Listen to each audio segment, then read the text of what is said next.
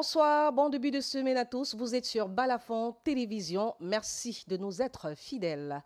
Aucune des 11 universités d'État du Cameroun n'a réussi à intégrer le top 2250 mondial des meilleures universités au monde. US News World Report a dévoilé son classement annuel des Best Global Universities pour l'édition 2026-2027. L'Afrique du Sud, l'Égypte et le Nigeria brillent sur la scène académique internationale. Le Cameroun, par contre, pourtant pays doté de chercheurs émérites, dont plusieurs ont contribué de manière décisive à l'avancement des connaissances scientifiques en Afrique et à l'étranger, c'est tout simplement absent du tableau d'honneur des meilleures universités au monde. Un pays qui n'investit pas dans la science se condamne à importer les solutions des autres, dit le scientifique sénégalais Cheikh Anta Diop. Cette maxime illustre parfaitement le danger qui guette toute nation, qui délaisse la recherche scientifique et n'apporte pas un soutien conséquent à ses enseignants-chercheurs. Celui de perdre ses talents, de s'égarer dans sa propre trajectoire et, à terme, de se transformer en colonie technologique. Le Cameroun incarne-t-il cette réalité? Le système de gouvernance n'est-il pas à l'origine d'une telle invisibilité? En effet, dans le pays, les enseignants-chercheurs, pour obtenir leur prime de recherche, recourent presque systématiquement à la grève. Une situation qui fragilise la communauté scientifique nationale. Certains choisissent l'exil afin de trouver ailleurs un environnement plus propice à l'épanouissement intellectuel, tandis que ceux qui demeurent sur place évoluent souvent dans des conditions précaires, privés d'infrastructures adaptées à leurs besoins et à leurs ambitions. Enseignement supérieur, les universités camerounaises à la traîne, c'est la grande question de ce soir. Et pour en parler, le professeur Jeannette Wogan, enseignante, chercheur, anthropologue à l'université de Douala et par ailleurs secrétaire générale du syndicat national des enseignants du supérieur, le SINES. Elle sera avec nous en deuxième partie de l'émission Grand Plateau. Le journal après cette pause.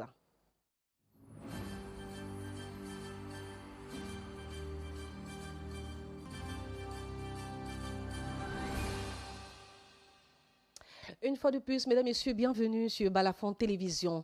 Vous suivez le journal. Émoi et consternation au quartier Diandam à Bafoussam depuis hier dimanche. Le corps sans vie d'Amegou Prudence, mère de 2 fillettes, a été découvert au petit matin à quelques mètres de son domicile. Les premiers éléments d'information évoquent un viol ainsi que plusieurs coups portés à la victime. Une enquête a été ouverte. Joël Ferdinand Ewanet et Franck Duroc Tassonkink reviennent sur les circonstances ayant précédé cette macabre découverte. Reportage. Sur les lieux du drame, les traces de sang sont encore visibles. C'est ici, à quelques mètres de son domicile, que le corps sans vie de Prudence Amegou a été découvert au petit matin. Je me suis rendu sur les lieux et c'est là que j'arrive aussi, je vois la découverte. Vraiment, la fille était totalement défigurée et elle était même plus remarquable. Bon, et d'après nos informations, on nous a fait comprendre qu'elles étaient ici au bar hier dans la nuit. Elles ont bu là-bas et à la fin, sa petite soeur est allée à la maison par la piste. Elle est venue avec un monsieur par ici. Au domicile familial, l'émotion est forte. Une cousine de la victime raconte avoir passé une partie de la soirée avec elle. Elle se serait séparée aux environs de minuit. C'est au réveil, alertée par les cris des riverains, qu'elle apprend la terrible nouvelle. On se sépare plus de minuit. Le père de sa première fille nous est porté. Arrivé là à l'entrée, je suis descendu à pied. Ils ont contourné. J'arrive dans la maison, je descends en bas. Puisqu'il y avait faim, je suis allé couper demi-boule de couscous, mettre dans le plat, il m'assoit sur le lit ici en haut. Fini de manger, m'allonger, au sommet m'a pris. Très tôt, c'était à 6h moins. Un jeune homme descend là que venez un peu voir ce qui se trouve là-bas. Il suis sauté du lit. Selon les premiers éléments recueillis sur place, la victime aurait été raccompagnée cette nuit-là par le père de l'une de ses filles, un homme bien connu de sa famille. J'arrive, j'avance, là, il voit son cycliste, il descend, il voit le corps. Sa robe était en haut. Elle était torse nu avec les écorchures sur le visage, les poignets sur le visage. L'habitude il vient ici, il est comme l'enfant de la concession. Moi, je ne pouvais pas imaginer qu'il pouvait faire le crime là. Donc quand il m'a laissé, je suis descendu, aller prendre la nourriture, monter en haut, manger. Interpellé au petit matin, le principal suspect a été conduit à la brigade de gendarmerie d'une gendarme. Les enquêteurs poursuivent leurs investigations afin d'établir les circonstances exactes de ce décès qui agite le premier arrondissement de Bafoussam. Une situation bien tragique, beaucoup de courage à la famille durement éprouvée. À présent, parlons de l'accident maritime. Le ministre donne un ultimatum de 8 jours aux propriétaires pour un plan de renflouage. Le ministre des Transports, NS Ngalé-Bibé, a accordé un délai de 8 jours aux propriétaires du MV Black Rhino pour soumettre un plan détaillé de renflouage du navire. Le MV Black Rhino est l'un des 2 bateaux impliqués dans un accident maritime survenu le 11 juillet 2026. Le ministre Ngalé-Bibé a fait cette annonce aujourd'hui à Douala à l'issue d'une visite sur le site de l'accident et d'un point sur l'incident. Parmi les 9 recommandations annoncées, le ministre Ngalé-Bibé a averti justement qu'aucune opération de déchargement de conteneurs ne devrait être entreprise sans autorisation préalable et sans calcul de stabilité du navire. Fondrené Marquez résume les recommandations du ministre du Transport dans ce reportage. Following a visit to the accident site in the maritime waters of the Rui River after an accident on July 11, 2026 involving the vessels MV Black Rhino and MV Sea Honor, the Minister of Transport, Ernest Ngalé-Bibé, announced that an investigation to determine the exact cause of the maritime accident is ongoing. To avert future accidents, 9 recommendations were made. Among them, set a timeline for the clearance of the MV Black Rhino from the sea. Accélérer la finalisation du plan de renflouement du MV Black Rhino. L'armateur du MV Black Rhino est tenu de transmettre, dans un délai de 8 jours, le rapport définitif des experts mandatés actuellement sur le terrain, précisant l'option technique retenue ainsi qu'un plan détaillé de dégagement du navire. Ce plan devra présenter les différentes phases de l'opération, notamment la stabilisation du navire, l'enlèvement progressif des conteneurs, les moyens de levage et de remorquage envisagés, les conditions techniques de renflouement, les mesures de sécurité, les dispositions de prévention de la pollution ainsi que le calendrier prévisionnel d'exécution. Maintain a permanent maritime security arrangement around the accident site until the vessel is cleared. Toute navigation à proximité devra être strictement contrôlée afin d'éviter tout nouvel incident et de garantir la sécurité des opérations de sauvetage. Ensure that enhanced environmental monitoring is carried out rigorously. Compte tenu de la position actuelle du MV Black Rhino et des risques potentiels de pollution, un dispositif permanent de surveillance environnementale devra être maintenu pendant toute la durée des opérations. The Minister of Transport also warned that no container removal operation shall be undertaken without prior approval and a ship stability calculation. Et la situation est très compliquée pour les étudiants camerounais qui veulent aller en France. Justement, visa étudiant, la France durcit les règles. Études à l'international, vous l'avez compris, le rêve français se complique désormais pour de nombreux jeunes camerounais. En cause, de nouvelles exigences financières pour l'obtention du visa étudiant, avec notamment une hausse de plus de 40% des frais de vie et l'obligation de régler la totalité des frais de scolarité avant le départ. Des mesures qui bouleversent les démarches de plusieurs familles et compromettent pour certains la prochaine rentrée académique. Les explications d'Innocent Fassé, consultant en immigration pour étudiants, dans cet élément que nous propose Jessica Tenos Machi. Pour les étudiants camerounais, l'accès à la France se corse. en cause un durcissement des exigences financières, motivé notamment par la multiplication des dossiers jugés frauduleux par les autorités diplomatiques françaises. Les preuves de capacité financière fournies par beaucoup d'étudiants camerounais étaient des preuves tout simplement erronées, voire fausses. Et donc, ce qui fait que lorsque les étudiants arrivaient en France, ils n'allaient pas effectivement pour étudier, parce qu'ils ont juste fait des montages financiers pour justifier la capacité à étudier dans les établissements privés. Mais une fois en France, ils faisaient autre chose. Les étudiants admis dans les établissements doivent désormais régler l'intégralité de leurs frais de scolarité avant leur départ, lorsqu'un simple acompte suffisait auparavant. Une mesure renforcée par le contexte économique actuel. L'augmentation des frais de vie en France, qui est passé de 615 € à 868 €.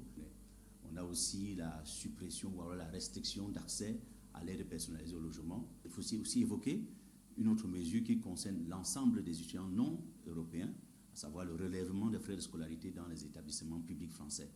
On est passé d'environ 175 à 250 € à presque 3 000 € pour le premier cycle et presque 4 000 € pour le master. Pour de nombreuses familles, le principal problème reste l'annonce tardive de la mise en application de ces nouvelles exigences alors que les démarches étaient déjà engagées. Arrive quand ces jeunes n'ont plus la possibilité de choisir autre destination parce qu'on est plus au mois de juillet, au moment où on demande uniquement les visas dans la plupart des pays européens. La France, pour ce qui est du Cameroun, a éliminé les possibilités de rentrée décalée qui pouvaient survenir en janvier, février, voire mars, et qui aurait pu permettre aux parents qui ont raté cette fois-ci, parce qu'ils n'étaient pas prêts financièrement, de s'apprêter pour pouvoir se rattraper. À l'approche de la rentrée, plusieurs étudiants voient ainsi leur projet d'études compromis ou reporté, faute de pouvoir réunir les fonds exigés. Bien qu'ayant durci les conditions d'obtention du visa étudiant, la France reste quand même très présente au Cameroun. Des jeunes formés pour créer les emplois de demain. La coopération franco-camerounaise a renforcé son soutien à l'emploi des jeunes grâce au programme Boa Jeunes Créatifs financé par la France. 1240 jeunes viennent donc d'être mobilisés et 250 formés et 48 lauréats retenus à Yaoundé pour bénéficier d'un accompagnement renforcé, de mentorat et d'un accès au financement afin de transformer leur projet en entreprise créatrice d'emplois. Le point avec Sébastien Oyébé et Julien Bapungué. La coopération entre la France et le Cameroun se traduit également par des actions concrètes en faveur de l'emploi des jeunes. 48 porteurs de projets bénéficient désormais d'un accompagnement renforcé, de mentorat et d'un accès au financement. Qui fait partie du programme Boa Jeunes Créatifs, qui est un programme qui est financé par le fonds Équipe France. Dans le cadre de ce projet, on accompagne des jeunes sur l'employabilité et sur les emplois de proximité pour développer leurs entreprises. Donc c'est vraiment un programme qui est centré sur l'employabilité et l'entrepreneuriat des jeunes entre 18 et 35 ans dans les villes de Yaoundé et de Douala. Ces jeunes, dans le cadre de ce projet, ils étaient 1240 au début. Et donc je tiens à saluer le fait qu'il y ait aujourd'hui 65% de femmes, des jeunes entrepreneuses qui font évidemment la réussite du Cameroun d'aujourd'hui et de demain. Pour ces jeunes, ce programme est bien plus qu'une formation. Il représente une opportunité de transformer une idée en activité génératrice d'emploi. Le projet que j'avais présenté était celui de la création d'une agence de services. Des services dans les enseignes lumineuses, dans l'artisanat numérique et la décoration intérieure. En effet, ce projet part du fait de mon souci d'employabilité. Lorsque je marchais, je cherchais de l'emploi, j'avais eu des difficultés. Je me suis dit, pourquoi ne pas créer de la plus-value, d'autant plus donné qu'il y a vraiment à donner. Avec l'appui des coordonnateurs, j'ai pu, bien entendu, mieux modeler mon idée et mieux reconstruire et pour plus tard mieux l'exposer. Après Yaoundé, une cérémonie similaire est prévue à Douala. Les bénéficiaires poursuivront leur incubation avant la phase de financement, avec l'ambition de faire émerger une nouvelle génération d'entrepreneurs camerounais et de renforcer, à travers cette coopération franco-camerounaise. Voilà qui est dit à présent. Parlons de politique, échéance 2027. Le PCRN intensifie sa campagne de mobilisation. À l'approche des élections municipales et législatives de l'année prochaine, le Parti camerounais pour la réconciliation nationale, le PCRN, remobilise, j'y arrive, sa base afin d'accroître sa présence au Parlement et dans les conseils municipaux. Lors d'une réunion élargie de concertation tenue à Douala ce week-end, les dirigeants du parti ont passé en revue leur performance à l'élection présidentielle de 2025, exhorté les militants à rester politiquement conscients et définir les stratégies pour les élections jumelées de 2026. Le président national Cabral Libby s'est également adressé aux membres sur la vision du parti du fédéralisme communautaire comme voie de développement local. Fondrené Marquez pour les détails.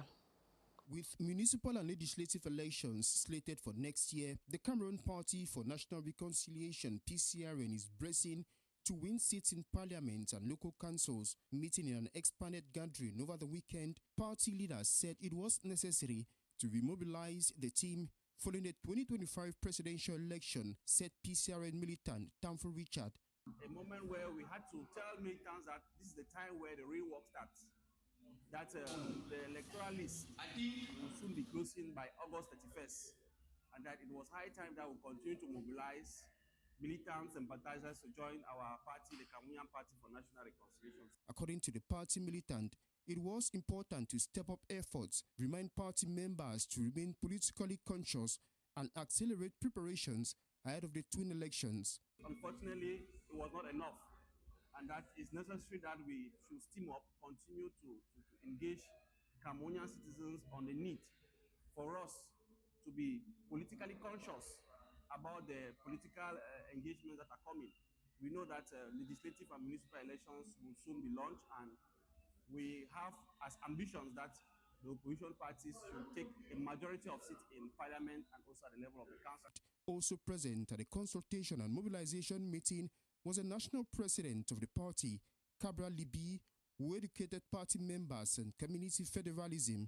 Chacun d'entre vous doit se considérer comme étant quelqu'un qui veut accéder au pouvoir, être en position d'exercer le pouvoir et de transformer le pays. Si ce n'est pas lui-même, qu'il le fasse parce qu'il veut que son enfant y arrive, ou que quelqu'un qu'il connaît y arrive. Donc la même hargne que je mets à convaincre les compatriotes parce que je veux y arriver, vous devez vous-même être habité par la même hargne exactement. Party members also reviewed their performance in the 2025 presidential election, identifying what went wrong and how to make amends.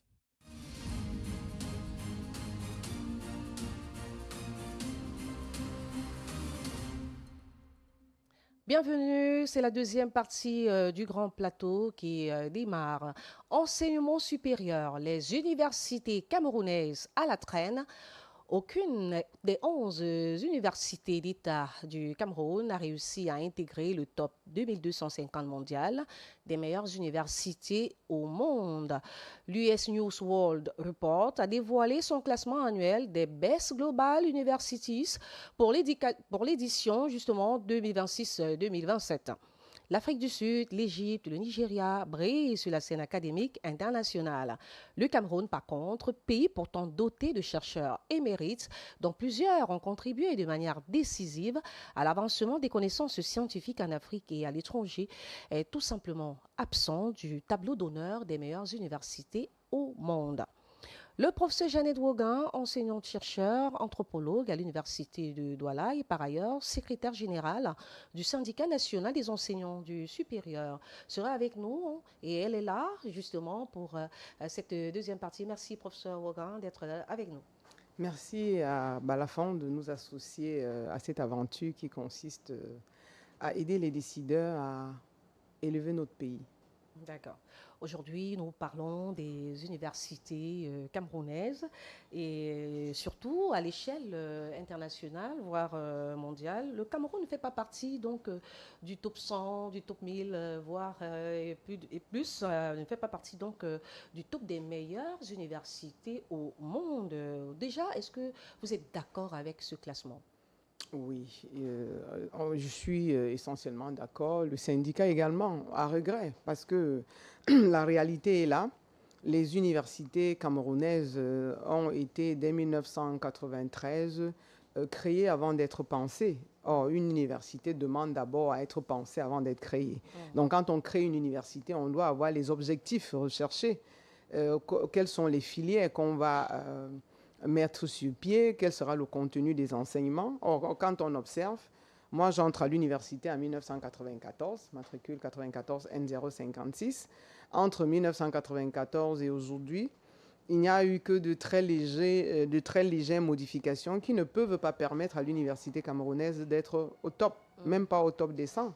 Parce que quoi, il y a un problème, de sérieux problèmes de management, des problèmes d'insuffisance d'infrastructures, parce que vous allez observer qu'on soit à Maroua, à Douala, à Tchon, les campus sont éparses. Et il n'y a pas de pôle d'excellence. Les gens travaillent de manière individuelle, parce que vous avez relevé tout à l'heure qu'il y a de nombreux Camerounais qui reçoivent des awards et des enseignants émérites. Là, c'est à titre individuel.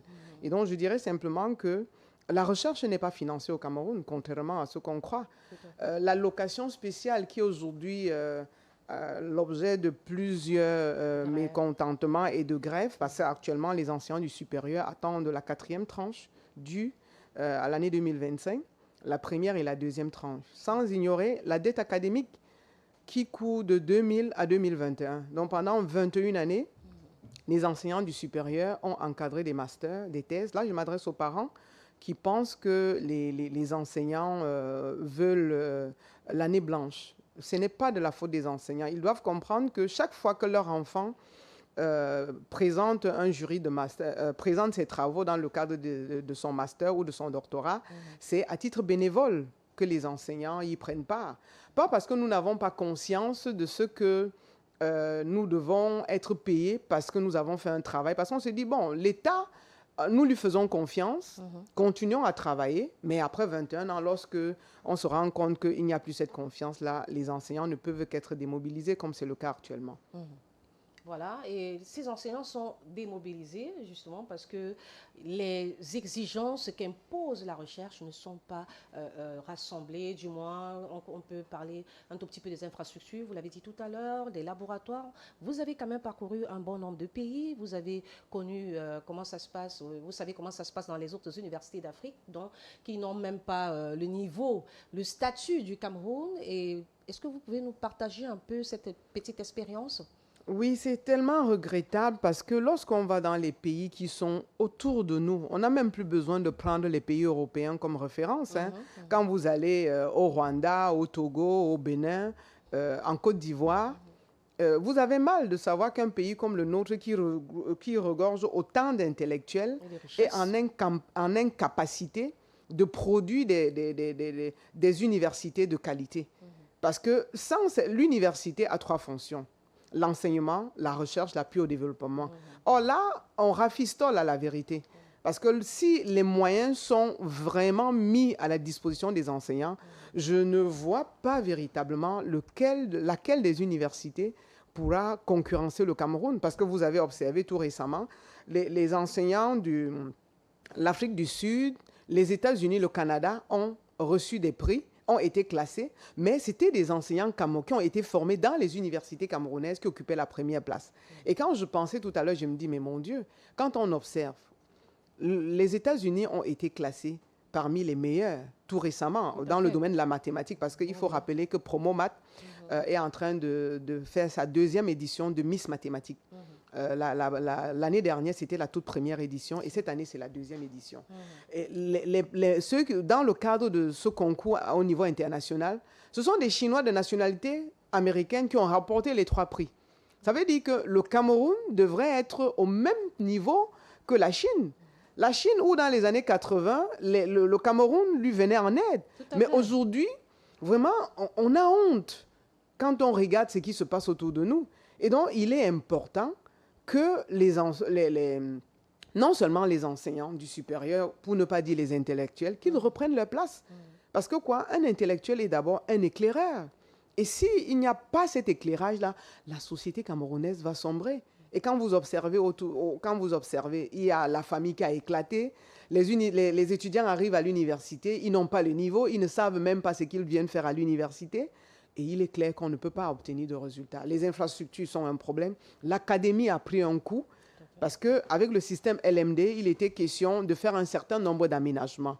Aujourd'hui, avec l'intelligence artificielle, nos universités ne s'arriment même déjà pas à cela. Parce que quoi? Nos campus doivent être dotés d'Internet. Ce n'est pas le cas. Donc, les besoins élémentaires sont encore là. Et on espère qu'il y aura une refonte du système éducatif camerounais de la maternelle jusqu'à l'université. Quand vous parlez de refonte du système, on a envie également d'évoquer le système managérial, le système de gouvernance. Est-ce que les universités aujourd'hui ne sont pas un tout petit peu en train de répondre à la qualité de la gouvernance de notre pays? Parce qu'il faut le dire, hein, ailleurs, dans les autres grandes écoles, dans les pays étrangers, ce sont les enseignants qui se rassemblent pour décider de qui est, par exemple, le recteur. Oui, je comprends bien que le vœu, par exemple, du syndicat national des enseignants du supérieur est que les responsables soient élus, que ce soit les chefs de département, les chefs d'établissement et les recteurs. Mais jusqu'ici, le chef de l'État lui-même avait dit l'école aux écoliers, la politique aux politiciens. Mais sauf que la politique a quitté son espace pour s'implanter à l'université. Et c'est tellement dommage que ce soit à l'université que les gens soient davantage privés tantôt de la liberté d'expression, de la liberté académique. Il y a des sujets que lorsqu'on propose, vous allez voir l'enseignant qui a proposé le sujet est victime de demandes d'explication, ou des enseignants qui revendiquent simplement leurs droits reçoivent des demandes d'explication. Or, ce qui est regrettable, c'est que ces personnes ne servent même pas le chef de l'État. Parce que nous avons du mal à comprendre que les gens sont nommés au lieu de satisfaire la feuille de route qui a été proposée par le citoyen numéro 1. C'est souvent le contraire. Nous demandons cherche beaucoup plus à préserver son statut peut-être politique, à travailler plus à sa visibilité politique qu'à la visibilité peut-être de la structure. Oui, bon, les gens sont davantage intéressés par l'article 2, alors que l'article 1 est également un élément assez important. Qu'est-ce que dit l'article 2? L'article 2, ce sont les avantages liés au poste. Parce que lorsque les gens sont là, ils ont l'impression qu'ils n'ont pas à rendre compte. Or, chacun d'entre nous doit rendre compte. Lorsqu'on ne respecte pas le code de la route, on doit rendre compte. Lorsque les poubelles sont versées n'importe où, on doit rendre compte. Le rôle du syndicat national des enseignants du supérieur est de faire des propositions et rappeler aux institutions concerner leurs obligations. Et le syndicat national des enseignants du supérieur a toujours fait des propositions. Ce n'est pas parce que les enseignants sont aujourd'hui mobilisés autour de la revendication du paiement des 3 allocations qu'on ne fait pas autre chose. Parce que je profite de votre plateau pour rappeler aux enseignants que le SINES ne travaille pas pour les syndiqués. Il travaille pour les enseignants du supérieur. Parce que lorsque il y a des résultats, ce sont tous les enseignants qui en sont bénéficiaires. Et ce n'est pas comme s'il y a un traitement privilégié des syndiqués. Ah non, du tout. Donc, on invite les enseignants, même s'ils ne veulent pas prendre la carte de membre, qu'ils adhèrent. Et eux aussi, qu'ils puissent faire des propositions. Parce que comme on dit dans nos cultures, il faut les 2 mains pour porter le pantalon, les 2 mains pour attacher le foulard. Et c'est donc ensemble qu'on peut aider les autorités qui sont là pour pouvoir transformer qualitativement notre université. Voilà. Est-ce qu'aujourd'hui, l'invisibilité des universités camerounaises sur la scène mondiale n'est pas quand même, j'ai envie de dire, n'est pas du fait que les chercheurs n'ont pas assez de moyens? Parce qu'il faut le dire, hein, on a parlé tout à l'heure d'avoir toujours recours à la grève pour pouvoir entrer en possession de vos allocations, mais au niveau des moyens, des infrastructures, est-ce que c'est le recteur qui décide ou alors c'est le gouvernement qui doit équiper les universités?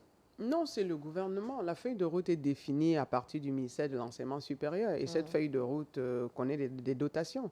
Et donc, du moins, il y a des dotations. Et au niveau de chaque université, il y a un budget qui est voté chaque année et avec des rubriques différentes. Mais maintenant, ces rubriques ne sont pas toujours destinées à ce qui est prévu dans le budget de l'université. Donc, ça veut dire que ce n'est pas la faute des recteurs, en fait. Non, il y a des universités où la responsabilité des recteurs sont engagées. Parce que quoi, lorsqu'il y a... Comment est-ce qu'on forme des étudiants de master, sachant qu'on n'aura pas les moyens pour payer le jury de soutenance?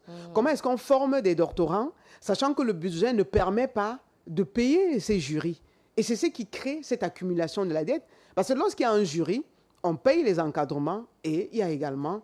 on paye l'encadrement à l'enseignant qui a encadré la thèse et il y a le jury qui préside, qui prend part à la soutenance. Donc, les responsabilités sont partagées. Et on se dit, il faut qu'il y ait une redéfinition des politiques dans nos universités. Vous avez observé que récemment, il y a 3 ans, on avait suspendu les sélections en thèse. On a repris les sélections en thèse, mais il y a une sorte d'injustice. Et ce qui est dommage, c'est que quoi, certaines filières n'ont pas de doctorants quand il y en a qui ont plus de 30 doctorants pour leur seule faculté.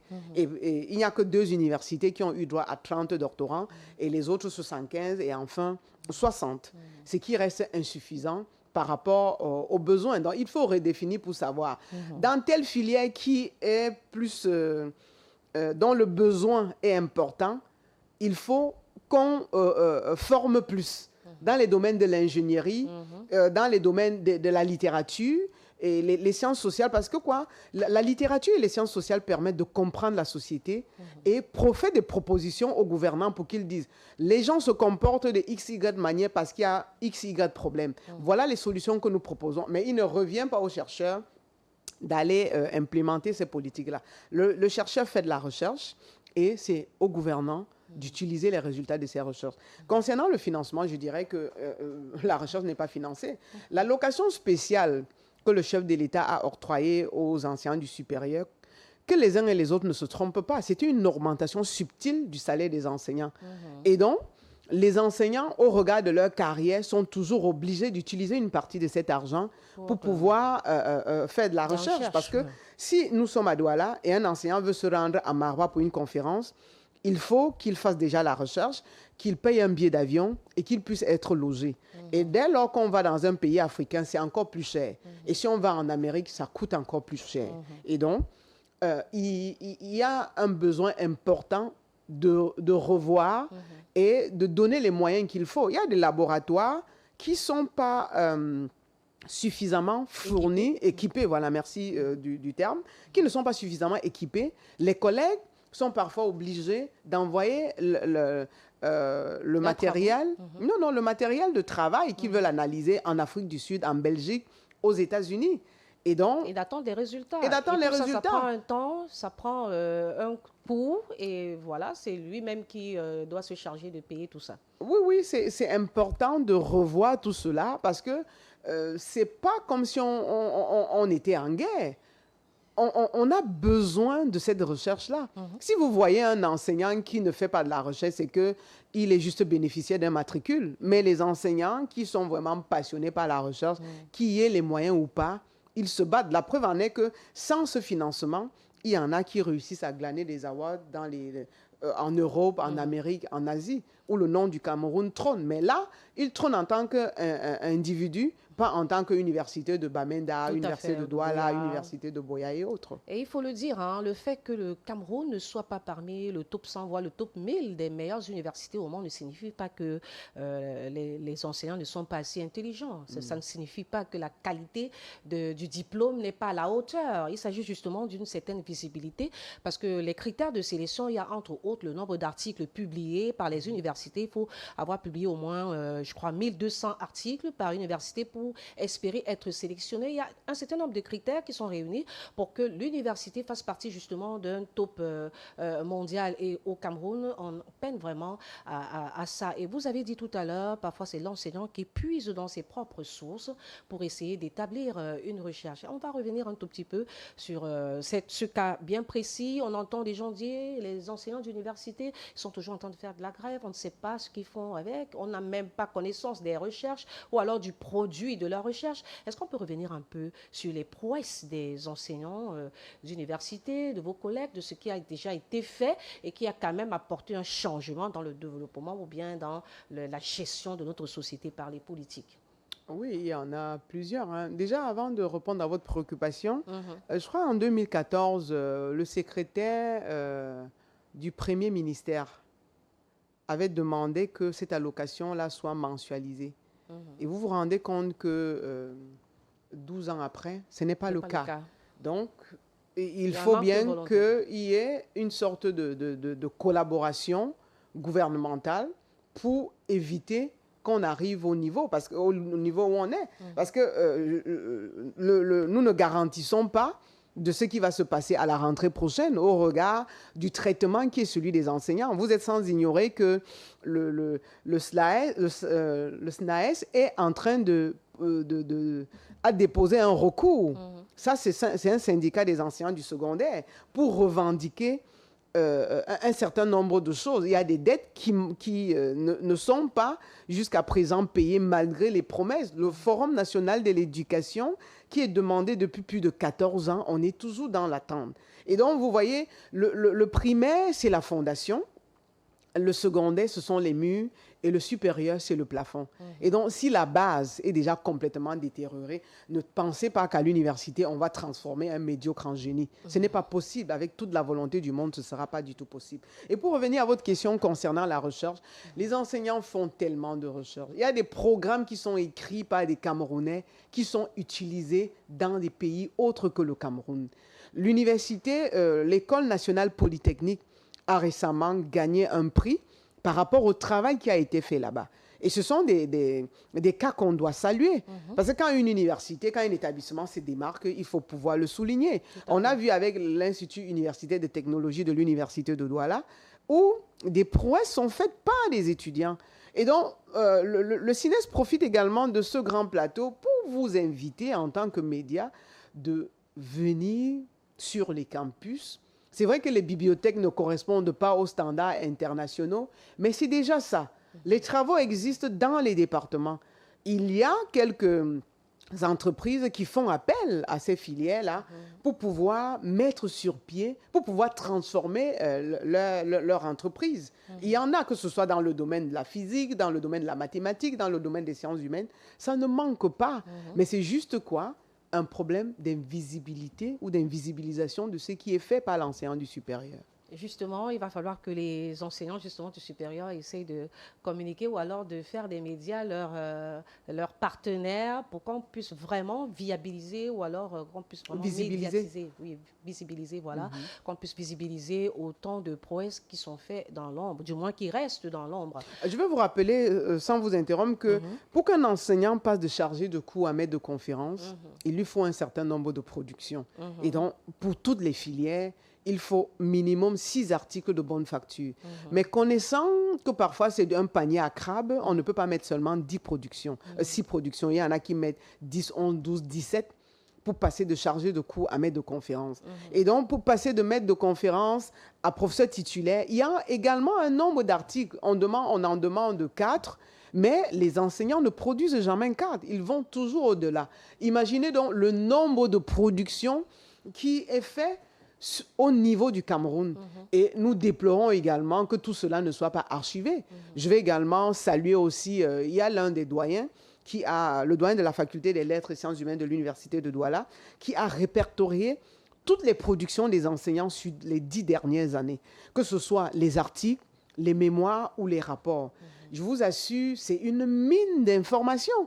C'était une occasion pour les enseignants de cette faculté-là de découvrir même ce que leurs collègues aussi ont produit. Or, quand ces travaux sont mis en ligne, ça permet de savoir, tel auteur, je voulais travailler sur la figure maternelle, sur la figure masculine. Est-ce qu'il y a des romanciers qui se sont intéressés à la figure masculine?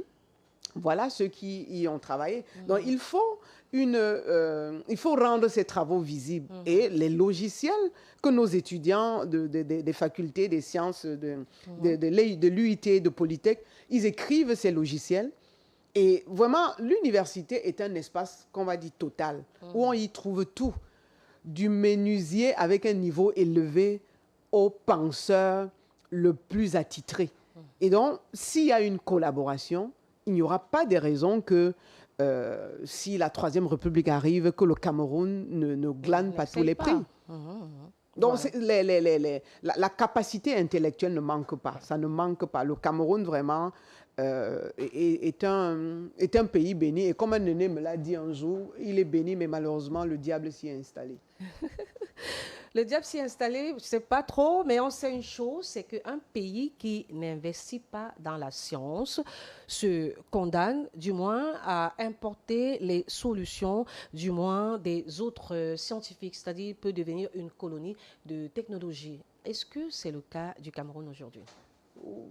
La réponse sera mitigée, mais au regard des débats qui se font, parce que vous allez observer que plus de 1000 enseignants en moins du secondaire, en moins de 6 mois, sont partis du Cameroun pour le Canada.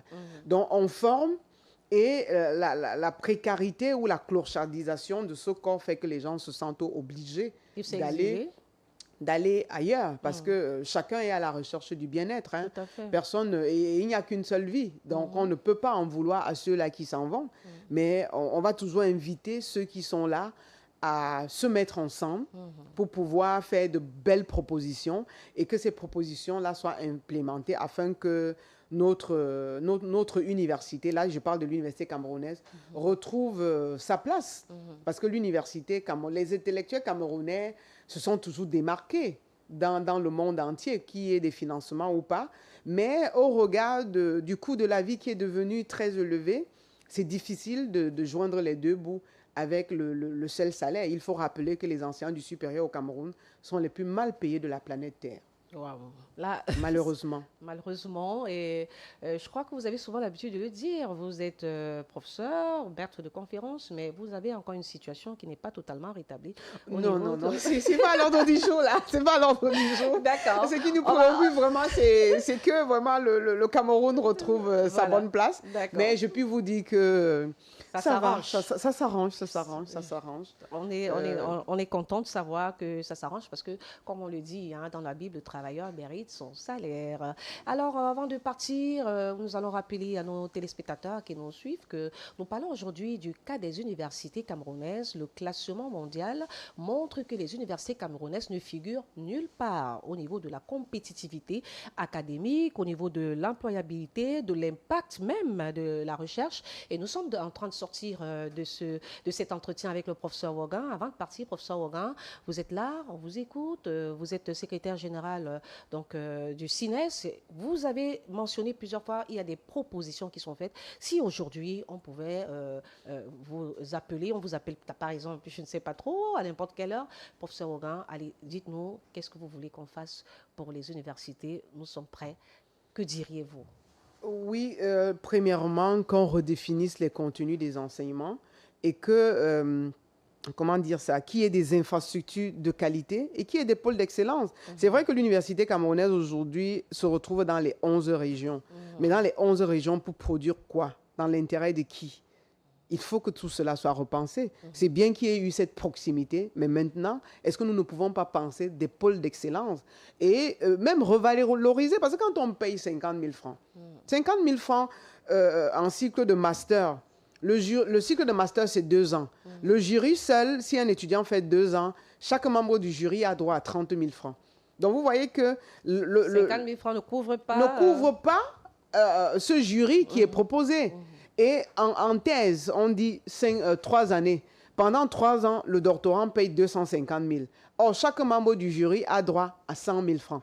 Vous convenez avec moi que 250 000 francs ne peuvent pas couvrir un jury pour 3 ans. Pour 3 ans, ce n'est pas possible. Soit on garde ce montant, mais l'université s'assure, ou alors l'État s'assure qu'il dote l'université d'autres moyens pour compléter ce montant-là et que nos universités puissent être affiliées aux revues en ligne et que nous-mêmes, nos travaux soient rendus visibles. Parce que, vous voyez, ce dysfonctionnement fait qu'un enseignant encadre un étudiant à Yaoundé 1, le même sujet est proposé en Gaoundéré, à Marois, parfois par les mêmes enseignants qui sont tricheurs, puisqu'il n'y a pas de fichier qui recense. Quand vous allez dans certains pays, le fichier est là pour vous dire ce sujet a déjà été abordé. Vous voulez certes vous inscrire en thèse, mais il faut changer de sujet parce qu'en telle année, le même sujet a été proposé, à moins que vous ne vouliez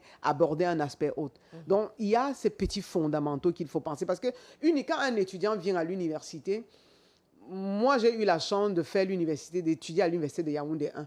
Quand je sortais du lycée de Kribi, donc c'était vraiment un espace qui était attrayant, où on se dit, waouh, on est vraiment dans le temple du savoir. Mais allez voir certaines de nos universités. Aujourd'hui, certains établissements privés sont mieux dotés que nos universités. Et donc, quand un étudiant quitte son établissement où il a obtenu le bac, l'université, sur le plan physique, n'est pas du tout attrayante.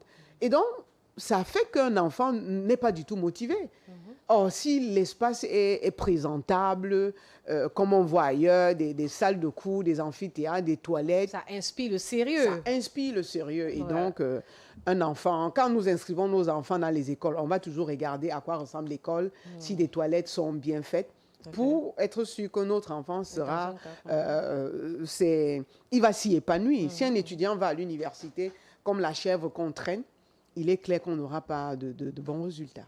Voilà, il faut repenser les universités camerounaises, peut-être revoir les frais de scolarisation pour pouvoir compenser un certain nombre de dépenses. Ça, c'est l'une, entre autres, les propositions que vous faites. Bon, on espère que cette proposition, si elle est retenue, ne va pas disqualifier certains étudiants qui parfois sont obligés de travailler le jour ou alors la nuit pour financer leurs études aussi. Je vous assure que quand on veut obtenir des résultats, on ne fait pas dans le sentimentalisme. Parce que nous, on a fait dans le sentimentalisme en laissant des étudiants soutenir leur thèse. Mais moi, en 94, il y a des enseignants qui m'ont enseigné, qui sont déjà retraités, qui attendent le paiement de la dette académique. Il y a des enseignants comme nous aujourd'hui, qui attendons cette dette académique. C'est parce qu'on y a mis du sentiment. Il faut un peu de rigueur en fonction des domaines où on est. Si on veut aller toujours... non, mais même les 5 doigts de notre main ne sont pas égaux. Donc, et puis, si on fait une bonne sélection à la base et on définit ce qu'on veut, il y a des pays, je crois bien comme la Suède, où dès le premier cycle de l'enseignement secondaire, l'enfant choisit déjà s'il va aller dans l'enseignement technique ou dans l'enseignement général. Il faut dire que pendant longtemps, l'université formait pour que les gens deviennent des fonctionnaires. Mais aujourd'hui, l'université camerounaise ne peut plus former pour que les gens deviennent fonctionnaires. Et l'université ne peut pas non plus recruter tous ces docteurs au regard de ce qui se passe dans ce pays. Et même les canevas du recrutement ont complètement été biaisés. Les meilleurs sont parfois au quartier au profit d'autres qui n'ont même pas le mérite d'être là. Et donc, il faut que, comme disait encore quelqu'un ce matin, que chacun fasse son mea culpa et prenne de bonnes résolutions pour que notre pays soit définitivement transformé. Merci, professeur Wogan, d'être venu. Merci à Balafon Média d'avoir associé le syndicat national des enseignants du supérieur par ma voix à cet échange-là. D'accord. Merci également à vous, chers téléspectateurs, d'avoir suivi cette émission. On se retrouve demain dans le cadre du Grand Plateau. S'il plaît à Dieu, portez-vous bien. À demain.